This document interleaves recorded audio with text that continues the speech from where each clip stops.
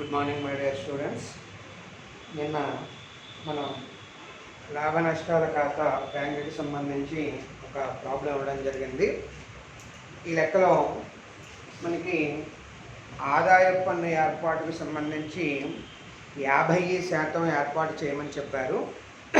అయితే ఇది ఆదాయపు పన్ను అనేటటువంటిది సంస్థ ఆర్జించినటువంటి లాభం నుంచి మనం కట్టాలి. అయితే ఇక్కడ లాభం ఎంత అనేటటువంటిది మనకు తెలియదు కాబట్టి ముందుగా లాభ నష్టాల ఖాతా వేసిన తర్వాత ఆ వచ్చినటువంటి మొత్తాన్ని రఫ్గా మనం లాభం అనేటటువంటి క్యాలిక్యులేట్ చేసి దాని మీద 50% కూడా పన్ను తీసివేసిన తర్వాత ఉండేటటువంటి లాభాన్ని మనం ఈ లెక్కలో కనుక్కోవాలి. ఓకేనా? సో ముందు మామూలుగా యాజ్ యూజువల్గా అసలు ఈ షెడ్యూల్ నెంబర్ 13 నుంచి 16 షెడ్యూల్ ఏమిటి అనేటటువంటి ముందు ఆ నోట్ ఇచ్చుకున్న తర్వాత స్టేట్మెంట్ తయారు చేసేసిన తర్వాత మనం ఈ ఆదాయ పన్నుకు సంబంధించినటువంటి అడ్జస్ట్మెంట్ అనేటటువంటిది చూద్దామండి. ముందు షెడ్యూల్ రాసుకోండి. షెడ్యూల్ నెంబర్ 13 అంటే ఏ ఐటమ్స్ మనకి ఈ షెడ్యూల్ నెంబర్ 13లో పడతాయి అనేటటువంటిది చూద్దాము.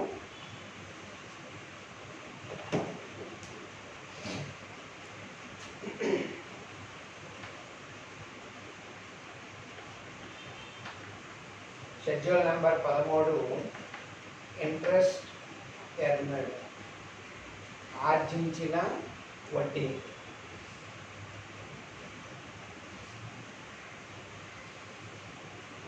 Particulars amount.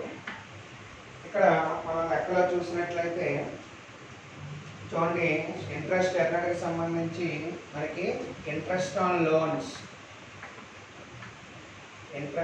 లోన్స్ మనకి వచ్చి 26 లక్షలు మనకి లెక్కలో ఇవ్వడం జరిగింది. అట్లాగే నెక్స్ట్ ఇంట్రెస్ట్ ఆన్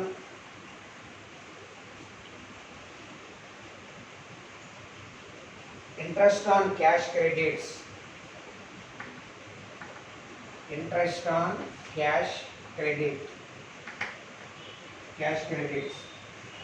ఎంతండి? 22 లక్షలు లెక్కలో ఇచ్చారు. నెక్స్ట్ చూసినట్లయితే interest on over draft. Interest on over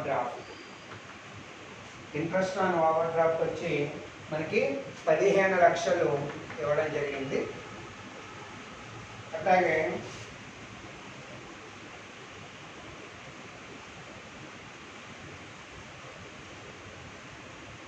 discount on bills discounted ఇది కూడా లెక్కలో మనకి ఇవ్వడం జరిగింది. Discount on bills discounted. ఇక్కడ మీరు ఇది కూడా మనకి 15 లక్షలు ఇవ్వడం జరిగింది. అయితే అడ్జస్ట్మెంట్లో ఏమైనా రిబేట్ ఆన్ బిల్స్ డిస్కౌంటెడ్ ఉందా లేదా చూసుకోండి. అయితే మనకి ఈ లెక్కలో రిబేట్ ఆన్ బిల్స్ డిస్కౌంట్ అనేటటువంటి లేదు. ఒకవేళ ఉంటే అడ్జస్ట్మెంట్లో ఇచ్చినటువంటి ఐటము ఈ టాటలోంచి మనం తీసేసి తిరిగి అడ్జస్ట్మెంట్లో ఇచ్చినటువంటి ఐటమ్ని షెడ్యూల్ నెంబర్ 5లో మనం ఇతర అప్పులు మరియు ఏర్పాట్ల కింద చూపించాలి. గుర్తుపెట్టుకోండి, ఇక్కడ మనకి ఏ విధమైనటువంటి అడ్జస్ట్మెంట్ లేదు కాబట్టి డైరెక్ట్గా అమౌంట్ మనకు వచ్చి 78 లక్షలు ఈ టోటల్గా ఇక్కడ చూపించండి. అట్లాగే next schedule number 14 other income. Schedule number 14 other income.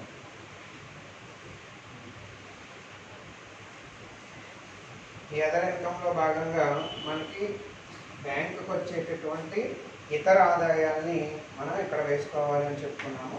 సాధారణంగా బ్యాంకు వచ్చేటటువంటి ఆదాయాలు మనం చూసినట్లయితే commission and exchange. Commission and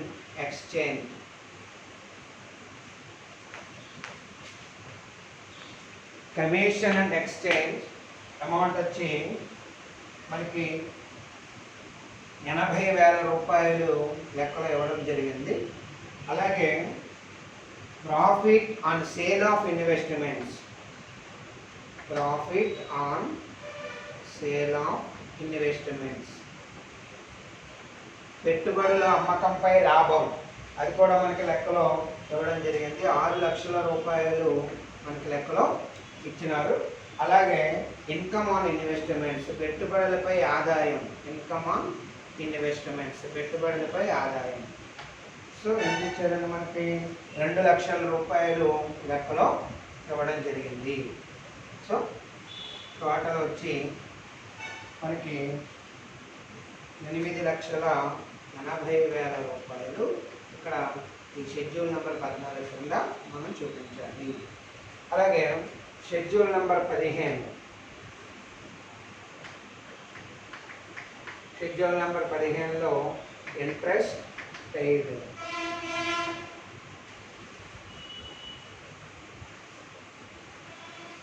interest paid దీంట్లో పడేటటువంటి ఐటమ్స్ మనం చూసినట్లయితే బ్యాంకులు కలెక్ట్ చేసేటటువంటి డిపాజిట్లపై చెల్లించేటటువంటి వడ్డీల్ని ఈ అంశంలో మనం చూపిస్తాము అని చెప్పుకున్నాము. లెక్కలో మనకి ఇచ్చినటువంటి ఐటమ్స్ మనం చూసినట్లయితే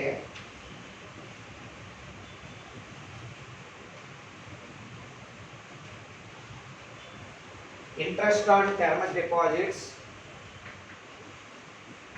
ఇంట్రెస్ట్ ఆన్ టర్మ్ డిపాజిట్స్ ఎంత ఇచ్చాడండి అమౌంట్ మనకి? 27 లక్షలు లెక్కలు ఇవ్వడం జరిగింది, 27 lakhs. అట్లాగే interest on savings bank deposits, interest on savings bank deposits ఇది మనకి 7 లక్షల రూపాయలు లెక్కలో ఇవ్వడం జరిగింది.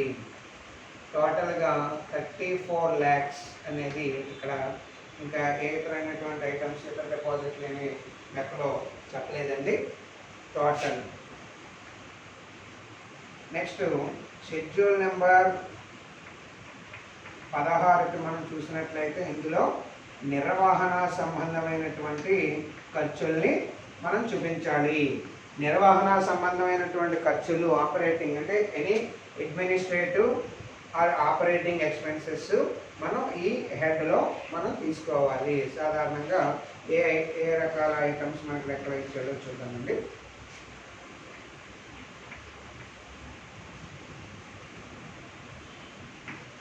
ఏ ఐటమ్స్ మనకు లెక్కలో ఇచ్చాడంటే చూడండి, ఫస్ట్ది పేమెంట్ టు ఎంప్లాయీ, సిబ్బందికి చెల్లింపులు. పేమెంట్ టు ఎంప్లాయీ, సిబ్బందికి చెల్లింపులు ఎంత ఉన్నాయండి మనకి?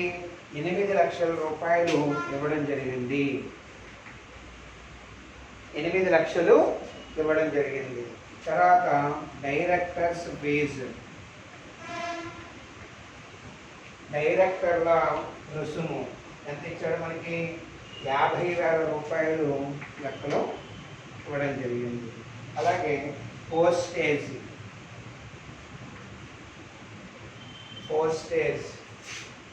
అండ్ టెలిగ్రామ్, కంటి తపాలా టెలిగ్రామ్, పోస్టేజ్ టెలిగ్రామ్ కింద మనకి 10,000 రూపాయలు లెక్కలో ఇవ్వడం జరిగింది. 10,000 రూపీస్ మనకి లెక్కలో ఇచ్చారండి. అలాగే డిప్రిషియేషన్ ఆన్ బ్యాంక్ ప్రాపర్టీ,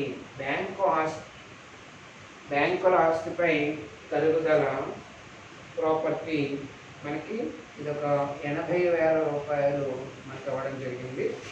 అలాగే రెంట్ అండ్ ట్యాక్సెస్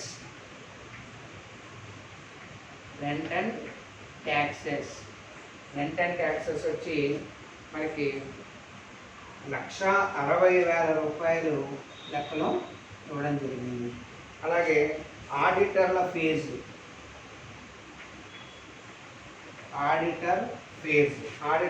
వచ్చి 40,000 రూపాయలు మనం లెక్కలో ఇచ్చాడండి. తర్వాత లాస్ట్గా ప్రింటింగ్ అండ్ స్టేషనరీ. సో ఇవన్నీ కూడా అడ్మినిస్ట్రేటివ్ సంబంధించినటువంటి ఖర్చులు, అంటే నిర్వహణాపరమైనటువంటి ఖర్చులు. ఈ ఖర్చులన్నీ కూడా మనం షెడ్యూల్ నెంబర్ 16లో చూపించాలి. Printing and stationery expenses, printing and stationery వచ్చి 30,000 రూపాయలు మనకి లెక్కలో ఇచ్చారండి. టోటల్ వచ్చి మనకి 11,70,000 రూపాయలు మనకి వచ్చిందండి టోటల్. సో మీరు ముందు ఈ లాభ నష్టాల ఖాతాలో సంబంధించినటువంటి షెడ్యూల్ని వేసేసిన తర్వాత మనం ఇక్కడ 50% సంబంధించినటువంటి ఆదాయ పన్ను అడ్జస్ట్మెంట్ అనేది ముందు లాభ నష్టాల సర్దుబాటు ఖాతా తయారు చేయాలి. లాభ నష్టాల ఖాతా తయారు చేయాలి. లాభ నష్టాల ఖాతా తయారు చేసిన తర్వాత మనం రఫ్గా కాలిక్యులేట్ చేసినటువంటి లాభంలోంచి 50% పన్ను కూడా మనం ఇది ఎంత వచ్చిందో పన్ను చూసుకొని దాన్ని ప్రావిజన్స్ అండ్ కాంటింజెన్సీస్ అనేటటువంటి హెడ్ కింద ఆ ట్యాక్సేషన్ కూడా చూపించిన తరువాత వచ్చేటటువంటి లాభాన్ని మనం ఇక్కడ చూసుకోవడం అనేటటువంటి జరుగుతుంది. సో ఇప్పుడు లాభ నష్టాల ఖాతాన్ని తయారు చేయండి.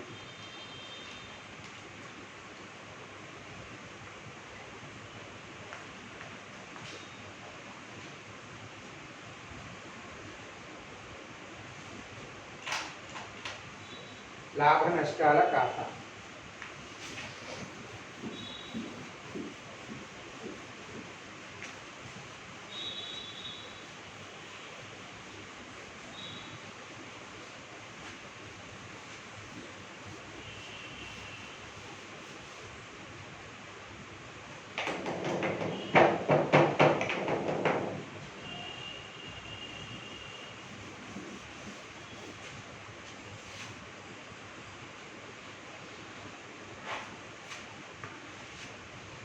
form being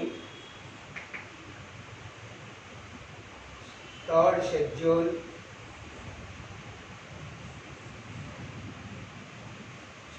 third.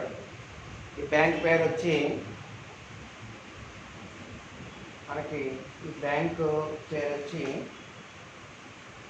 Trinity bank limited. Trinity bank Limited profit and loss account for the year ending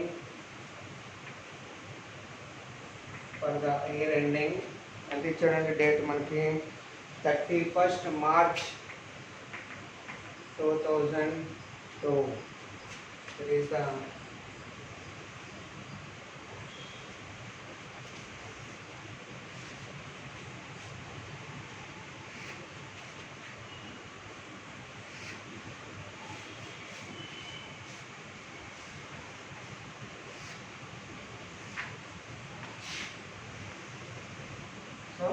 వివరాలు పర్టిక్యులర్స్ షెడ్యూల్ నెంబర్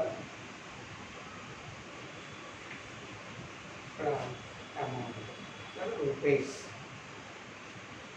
చూడండి మొట్టమొదటిగా ఇక్కడ 4 రోమాలను మీరు గుర్తుపెట్టుకోవాలి. వాటికి మీకు చేతికి అలవాటు పడిపోవాలండి. రెగ్యులర్గా చూడమంటున్నాం అందుకని. ఇన్కమ్, దీంట్లో ఆర్జించిన వడ్డీ, ఇంట్రెస్ట్ ఎర్నడ్, ఆర్జించిన వడ్డీ. Schedule number 13. షెడ్యూల్ నెంబర్ 13 కింద మనకు వచ్చినటువంటి టోటల్ ఎంతండి? 78 లక్షలు, 78 lakhs. Next other income. Other income schedule number 14. Schedule number 14 other income ఎంత వచ్చింది మనకి? 8,80,000. 8,80,000 ఇక్కడ టోటల్ చేసేయండి.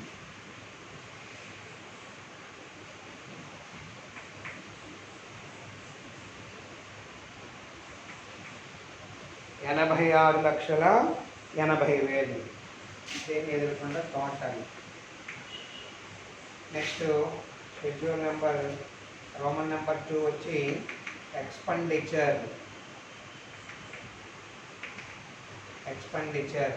ఎక్స్పెండిచర్లో మనం చేయవలసినటువంటిది ఇంట్రెస్ట్ ఎక్స్పెండెడ్, చెల్లించిన వడ్డీ.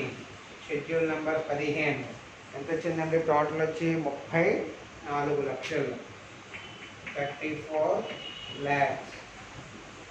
ఇక్కడ next operating expenses schedule number 16. Operating expenses వచ్చి మనకి అమౌంట్ 11,70,000 రూపాయలు రావడం జరిగింది. 11,70,000 రూపాయలు ఆపరేటింగ్ ఎక్స్పెన్సెస్ వచ్చి 11,70,000 రావడం జరిగింది. ఇక్కడ మనకి నెక్స్ట్ హెడ్డింగ్ చూడండి, ప్రావిజన్స్ అండ్ కాంటింజెన్సీస్. ఏర్పాట్లు మరియు ఆగంతుకాలు. ఈ ఏర్పాట్లు మరియు ఆగంతుకాలు మనకి ఇక్కడ ఒకటి రాని బాకీలు రద్దు చేయమని 4 లక్షల రూపాయలు ఇవ్వడం జరిగింది. అలాగే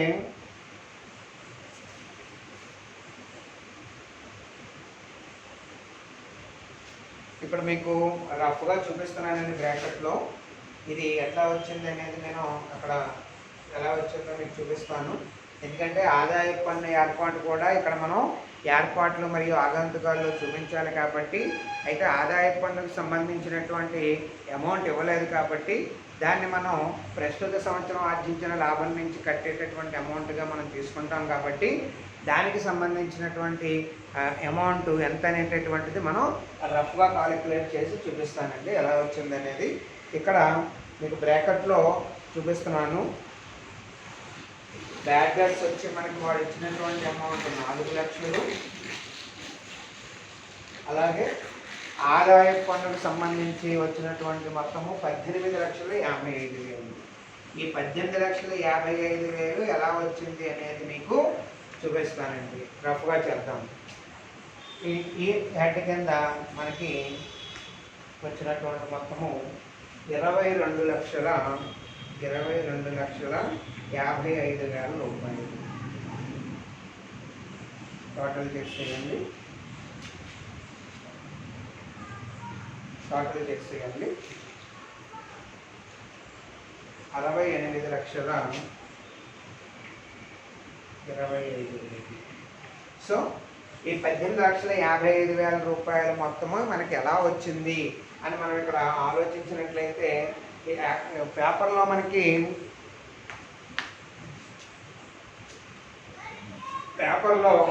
ఆదాయ పన్ను ఏర్పాటు అని ఇక్కడ చూడండి రఫ్గా మనం చేస్తున్నాను. ఆదాయ పన్ను ఏర్పాటు ప్రావిజన్ ఫర్ ట్యాక్స్ ఎంత ఇచ్చాడు మనకి? 50% ఇచ్చాడు. ఈ 50% అనేది మనకి ప్రాఫిట్ మీద కడతాము. అయితే లాభం ఎంత అనేటటువంటి విషయం మనకి తెలియదు కాబట్టి ఈ లాభాన్ని మనం ఎలా వచ్చిందో ముందుగా రఫ్గా కాలిక్యులేట్ చేద్దామండి. ఇక్కడ చూడండి, ఆదాయాలకి సంబంధించినటువంటి అంటే టోటల్ ఇన్కమ్ ఎంత వచ్చింది మనకి? ఇక్కడ టోటల్ ఇన్కమ్ వచ్చి 86,80,000 రూపాయలు ఇక్కడ రావడం జరిగింది. దీంట్లోంచి మైనస్ ఎక్స్పెండిచర్. ఇప్పుడు ఎక్స్పెండిచర్ తీసేటప్పుడు మీరు ఏం చేస్తారంటే 34,00,000, 11,70,000 చూడండి. ఇక్కడ ఎక్స్పెండిచర్ తీసేటప్పుడు ఇంట్రెస్ట్ ఎక్స్పెండెడ్ వచ్చి ఇంట్రెస్ట్ ఎక్స్పెండెడ్ వచ్చి 34,00,000 ఉంది. అలాగే ప్లస్ ఆపరేటింగ్ ఎక్స్పెన్సెస్ వచ్చి 11,70,000 ఉంది. అలాగే ప్లస్ బ్యాడ్ డెట్స్ అడ్జస్ట్మెంట్లో మనకి బ్యాడ్ డెట్స్ వచ్చి 4 లక్షల రూపాయలు మనకి లెక్కలో ఇవ్వడం జరిగింది. అర్థమైందండి? కాబట్టి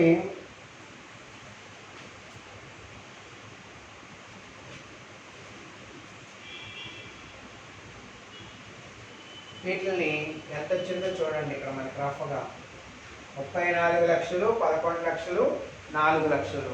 ఈ 3 టోటల్ చేయండి. చేయగా వచ్చినటువంటి మొత్తాన్ని ఈ 86,80,000 నుంచి తీసేయండి. ఇది ఎక్స్పెండిచర్. అంటే ఇక్కడికి వచ్చేటప్పటికి మనకి ఎంత వచ్చిందండి ఇది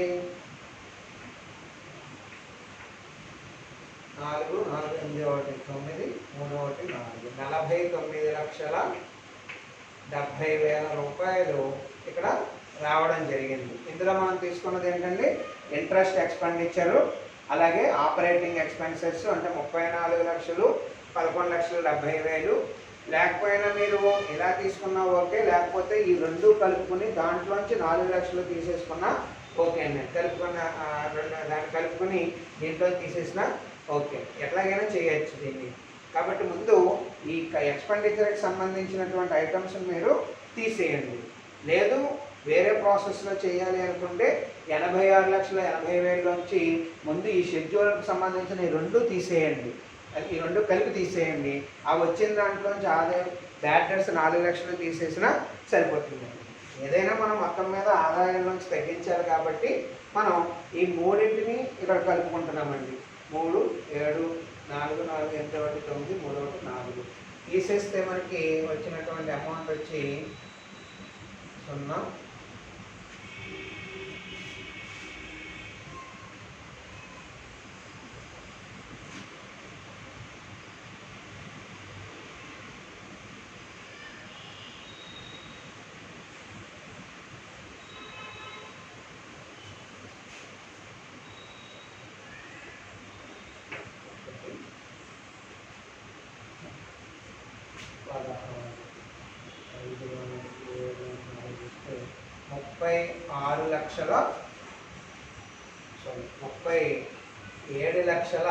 37,10,000 రూపాయలు అనేటటువంటి మొత్తము మనకు ఇక్కడ పడిందండి. ఏవి మనం ఈ ఆదాయాల్లోంచి ఈ వాడు లెక్కలో ఇచ్చినటువంటి ఆ 15 కానీ 16 షెడ్యూళ్ళు, అలాగే 4 లక్షలు అంటే ఈ విషయం మనకు తెలియదు, పక్కన పెడదాం. 18,55,000 ఎలా వచ్చింది అనే దానికి ముందు రఫ్గా మనం కాలిక్యులేట్ చేయాలి. కారణం ఏంటంటే ఆదాయ పన్ను ఏర్పాటు అనేటటువంటిది లెక్కలో మనకి 50% అని ఇచ్చాడు. అమౌంట్ ఇస్తే మనకు ప్రాబ్లం ఉండదండి. ఆ అమౌంట్ దీనికి కలిపేసి రెండు కలిపి చూపించేస్తాము. అయితే ఇక్కడ ఆదాయ పన్ను ఏర్పాటుకు సంబంధించి మనకి పర్సంటేజ్ ఇచ్చాడు కాబట్టి ఆ పర్సంటేజ్ అనేటటువంటిది లాభం మీద కడతాం కాబట్టి ఆ పన్ను ఏర్పాటు చేయకముందు ఉండేటటువంటి లాభాన్ని మనం ముందుగా లెక్క కట్టాలి. అదే రఫ్గా మనం లెక్క కట్టామండి. కడితే ముందు ఆదాయాల్లోంచి వాడు ఇచ్చినటువంటి ఇన్ఫర్మేషన్ మనం తీసేసుకుంటే 37,10,000 రూపాయలు ఇది మనకి ప్రాఫిట్గా కనబడుతుంది. రఫ్ ప్రాఫిట్ అండి. దీనిలోంచి మనకి ట్యాక్స్, ఇది ప్రాఫిట్. ట్యాక్స్ ఎప్పుడు ఇన్కమ్ ట్యాక్స్కి సంబంధించి ప్రావిజన్ ఏర్పాటు చేయకముందు, అంటే బిఫోర్ ట్యాక్స్. అర్థమైందండి. ఇప్పుడు మనం ట్యాక్స్ అనేటటువంటిది తీసుకోవాలి. ట్యాక్స్ అనేటటువంటిది ఎంత ఇచ్చాడు మనకి? ట్యాక్స్ 50% ఆన్ ప్రాఫిట్ అండి. వాడి ప్రాఫిట్ అని ఏమి చెప్పక్కర్లేదు మనకి, ఎందుకంటే ఆదాయ పన్ను అనేటటువంటిది సంస్థలు ఆర్జించేటటువంటి లాభం మీదే కడతాయి. కాబట్టి ఇక్కడ సంస్థ ఆర్జించినటువంటి లాభం వచ్చి మనకి tax is equal to 37,10,000 into 50/100 మనం చేస్తే ఎంత వచ్చిందండి మనకి? 18,55,000 రూపాయలు ఆదాయ పన్ను నిమిత్తము మనకు వచ్చినటువంటి అమౌంట్. గుర్తుపెట్టుకోండి. అర్థమైందండి. ఇలాగా 0 0 తీసేస్తే 5 చేత మల్టిప్లికేషన్ చేసేస్తే మనకి సరిపోతుంది. సో ఇది మనకి లెక్కలో వచ్చినటువంటి ఆన్సర్ అండి. ఇప్పుడు మీరు స్టేట్మెంట్లో ఏం చేయాలి అంటే ఈ 18,55,000 రూపాయలు కూడా దేనికి సంబంధించి ఉంటుంది? ఇది ప్రావిజన్స్ అండ్ కాంటింజెన్సీస్లో మనం చూపించాలి. కాబట్టి ఇక్కడ 4 లక్షలేమో బ్యాడ్ డెట్స్ అక్కడ ఇచ్చాడు, అడ్జస్ట్మెంట్లో ఇచ్చినటువంటి అమౌంట్. అలాగే అడ్జస్ట్మెంట్లో 50% ట్యాక్స్ని ఛార్జ్ చేయగా, రఫ్గా మనం ఛార్జ్ చేయగా వచ్చినటువంటి అమౌంట్ వెరసి 22,55,000 రూపాయలని ఇక్కడ ఈ అండర్ ప్రావిజన్స్ అండ్ కాంటింజెన్సీస్ అనే అంశంలో మనం చూపిస్తాము. సో ఇది ఈ విధంగా కాలిక్యులేట్ చేయాలండి. ఎప్పుడు వాడు ట్యాక్స్ అనేటటువంటిది అమౌంట్ ఇవ్వకుండా సమ్ ఆఫ్ ద పర్సంటేజ్ అనేది మనకి లెక్కలో చెప్పినప్పుడు దానికి సంబంధించి అడ్జస్ట్మెంట్ అనేటటువంటిది ఈ విధంగా చేసుకోవాలి. ఓకే. ఇప్పుడు మామూలుగా నెక్స్ట్ ప్రాసెస్ మామూలేనండి. నెక్స్ట్ మనకి Roman number 3.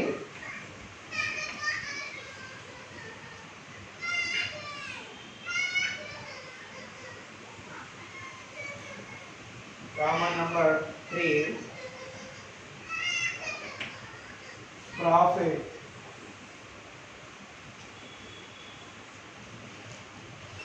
Roman number 3 profit అండి. ఇందులో కరెంట్ ఇయర్ ప్రాఫిట్ మనకి అంటే ప్రాఫిట్ అనేది ఎట్లా వస్తుందని చెప్పాం, 1 - 2 కరెంట్ ఇయర్ లేదా ప్రాఫిట్ ఫర్ ద ఇయర్ ఏదైనా పర్లేదు. మనం ఇప్పుడు కరెంట్ ఇయర్ అనేది రాస్తున్నాం కాబట్టి కరెంట్ ఇయర్ ప్రాఫిట్.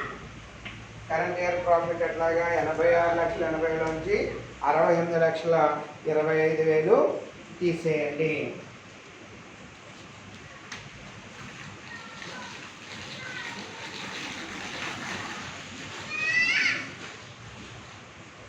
ఎంత వచ్చిందంటే మనకి 18,55,000 రూపాయలు వచ్చింది. 18,55,000. ఇచ్చినటువంటి లెక్కలో గత సంవత్సర లాభం ఏమైనా ఉందా చూడండి. ఆల్రెడీ లెక్కలో మనకి ప్రీవియస్ ఇయర్ సంబంధించి 6 లక్షల ఎంత ఇచ్చాడండి, సారీ 50 లక్షల రూపాయలు మనకి ఇవ్వడం జరిగింది. దీన్ని మనం ఏం చేస్తామంటే ప్రీవియస్ ఇయర్ ప్రాఫిట్ గత సంవత్సర లాభం ఎంత ఇచ్చాడు మనకి, షెడ్యూల్ ఏమి ఉండదండి దీనికి కూడా మామూలుగా డైరెక్ట్ అమౌంట్ మనం ఇక్కడ తీసుకుంటాము. 50 లక్షలు ఇచ్చాడండి. టోటల్ చేసేయండి 68,55,000.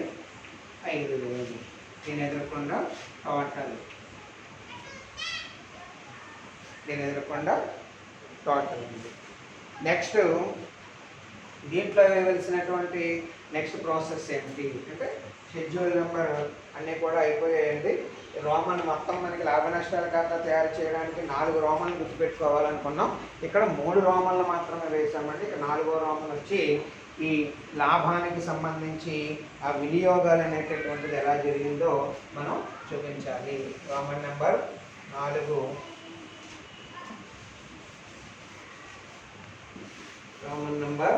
4 ఏంటండి, అప్రోప్రియేషన్స్. రోమన్ నెంబర్ 4 అప్రోప్రియేషన్స్, వినియోగితాలు. ఈ వినియోగితాలు అనే దాంట్లో మొట్టమొదటిగా మనకి లెక్కలో చెప్పినా చెప్పకపోయినా మొట్టమొదటిగా చేయవలసినటువంటి పని ట్రాన్స్ఫర్ టు స్టాట్యూటరీ రిజర్వ్, శాసనాత్మక రిజర్వ్కి మళ్లింపు. ఎంత 25% అండి. దేని మీద మళ్లించాలి మనం, ప్రస్తుత సంవత్సరం ఆర్జించినటువంటి లాభంలోంచి మనం మళ్లించాలి. కాబట్టి ఎంతండి, ప్రస్తుత సంవత్సరం ఆర్జించిన లాభం మనకి 18,55,000. దీని మీద 25%. లెక్కలో చెప్పినా చెప్పకపోయినా మీరు ఖచ్చితంగా ట్రాన్స్ఫర్ చేయవలసినటువంటి అవసరం ఉంది. రిజర్వ్ బ్యాంక్ వారు ఇచ్చినటువంటి ఇన్స్ట్రక్షన్స్ ప్రకారము దీనికి ఏ విధమైనటువంటి షెడ్యూళ్ళు ఉండవు. దీని మీద కడితే 4,63,750 రూపాయలు మనకు రావడం జరిగింది. అలాగే ఇంకా లెక్కలో ఏమైనా ట్రాన్స్ఫర్ ఇతర రిజర్వ్లు కానీ అలాగే గవర్నమెంట్ గారు ప్రపోజల్ డివిడెంట్ ఏదైనా ట్రాన్స్ఫర్ చేయమని చెప్తే చూపిస్తారండి. ఒకవేళ చెప్పకపోతే రాసేసి వదిలేసేయండి. Transfer to government are proposed dividend, దీనిలో మనకేమీ లేదు. And again transfer to other reserves, ఇతర రిజర్వులకు బదిలీ. దీంట్లో కూడా మనకి సాధారణంగా అడ్జస్ట్మెంట్లో ఇస్తూ ఉంటాడు. అలా అడ్జస్ట్మెంట్లో ఇచ్చినటువంటి మొత్తాన్ని ఇక్కడ చూపించాలన్నమాట. అంటే అంత ట్రాన్స్ఫర్ చేయాలి అనేటటువంటి విషయాన్ని మనకి లెక్కలో చెప్తాడండి. ఒకవేళ ఇవ్వకపోతే మీరు రాసేసి వదిలేసేయండి. ఇక మిగిలినటువంటి మొత్తము balance carried to balance sheet, balance carry to balance sheet. ఇది ఆస్తుల పట్టీకి మళ్ళించేటటువంటి మొత్తం అన్నమాట. ఇక్కడ మీరు చూసినట్లయితే ఇందాక మొత్తం లాభం ఎంత వచ్చిందో మనకి 68,50,000 ఇది టోటల్. అంటే గత సంవత్సరము ప్రస్తుత సంవత్సరం కలిగినటువంటి లాభము. అందులో ప్రస్తుత సంవత్సరంలో ఇంత మొత్తాన్ని మనం స్టాట్యూటరీ రిజర్వ్కి ట్రాన్స్ఫర్ చేస్తే ఇంకా మన దగ్గర ఉండేటటువంటి మొత్తము 63,91,250. ఇది ఆస్తప్పుల బట్టీకి మళ్లించవలసినటువంటి లాభంగా మనం చూపిస్తామండి. ఇది ఏ లెక్కలో ఉండేటటువంటి ఆన్సర్ అండి. దీంట్లో మీరు గుర్తుపెట్టుకోండి, ఇందులో ఇన్కమ్ ట్యాక్స్కి సంబంధించినటువంటి పాయింట్ మీరు జాగ్రత్తగా చూసుకోవాలి. మిగతాదంతా కూడా పాత ప్రాబ్లమ్స్ ఆధారంగానే చేస్తారండి. ఒక్క ట్యాక్సేషన్ విషయానికి వచ్చేటప్పటికి అది కూడా వాడు పర్సంటేజ్ కనుక ఇవ్వకుండా ఇచ్చినప్పుడు మనం ఈ విధంగా ఆ లెక్కని సొల్యూషన్ చేయాలన్నమాట. Okay, ఎక్కించండి.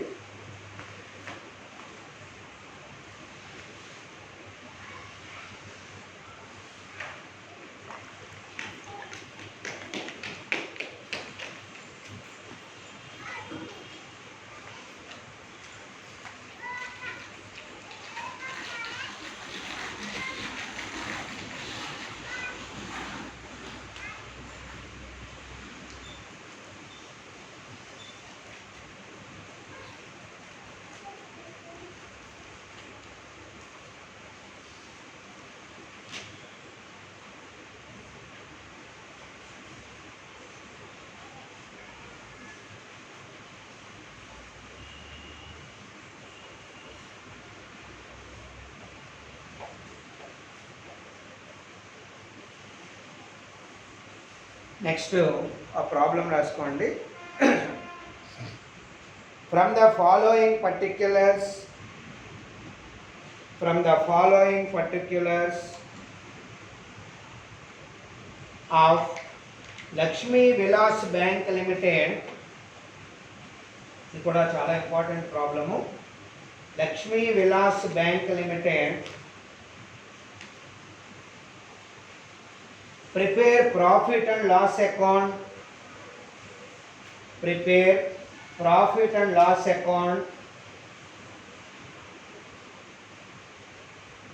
for the year ending 31st December 2007. ఈ క్రింది వివరాల నుండి డిసెంబర్ 31, 2007తో అంతమయ్యే కాలానికి Lakshmi Vilas bank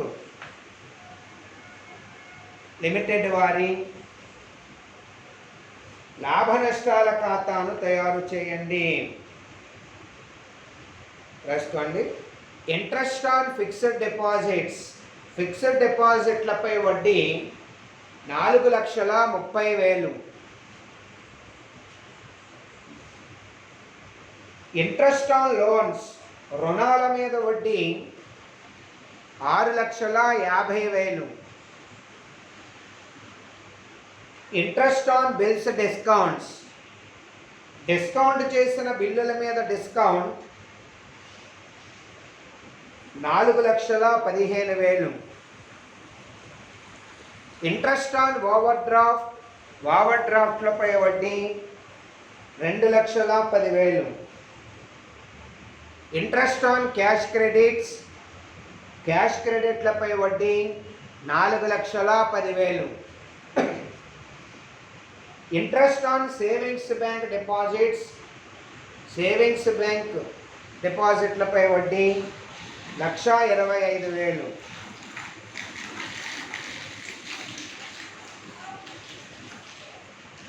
next salaries and allowances, జీతాలు మరియు అలవెన్సులు 1,40,000. 1,40,000.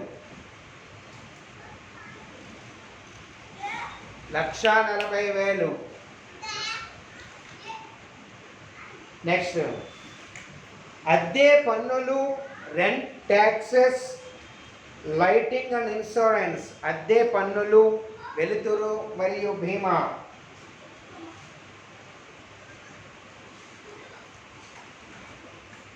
40,000. నెక్స్ట్ లాకర్స్ రెంట్, లాకర్స్ అద్దె, లాకర్స్ రెంట్, లాకర్స్ అద్దె 5,000, 5,000. Next repairs to bank property, repairs to bank ఆస్తులకు మరమ్మతులు, repairs to bank property, bank ఆస్తులకు మరమ్మతులు 2,000.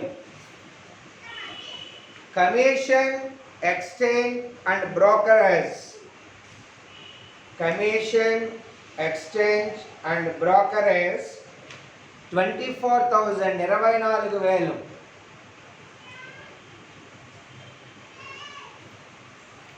Next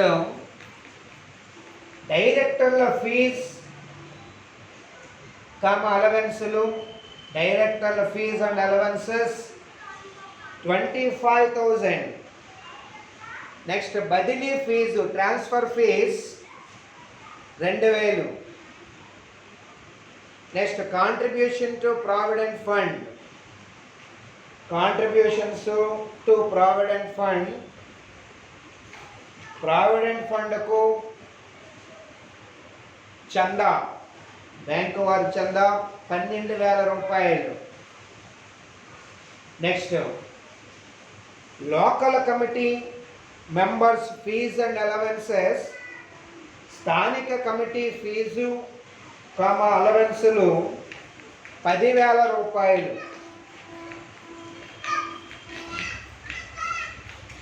10,000 rupees. నెక్స్ట్ ఆడిటర్ల ఫీజ్ 12,000, 12,000. ప్రింటింగ్ అండ్ స్టేషనరీ 4,000, ముద్రణ stationery 4,000. Next loss on sale of government securities, government సెక్యూరిటీలు అమ్మకం మీద నష్టము 5,000. Next loss on sale of furniture, furniture అమ్మకం వల్ల నష్టము 2,000. Postage and Telegram 2,500. డిప్రిషియేషన్ 10,000, తరుగుదల 10,000. ప్రకటనలు అడ్వర్టైజ్మెంట్స్ 4,000. లీగల్ ఎక్స్పెన్సెస్ న్యాయ సంబంధమైన ఖర్చులు 2,500. నెక్స్ట్ అడిషనల్ ఇన్ఫర్మేషన్, అదనపు సమాచారం. Rebate on bills discounted, rebate on bills discounted on 31/12/2006, December 31, 2006 నాటి డిస్కౌంట్ చేసిన బిల్లుల మీద discount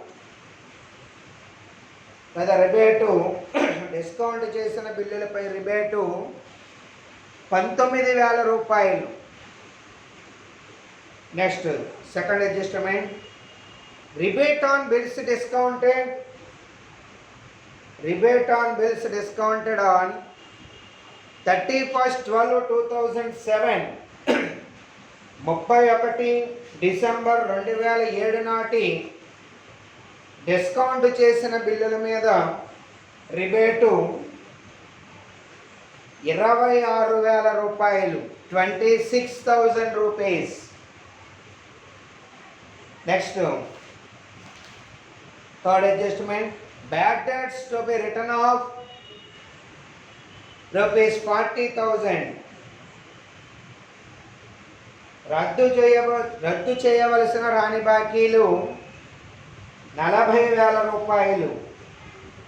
next provide 50,000 rupees for taxation,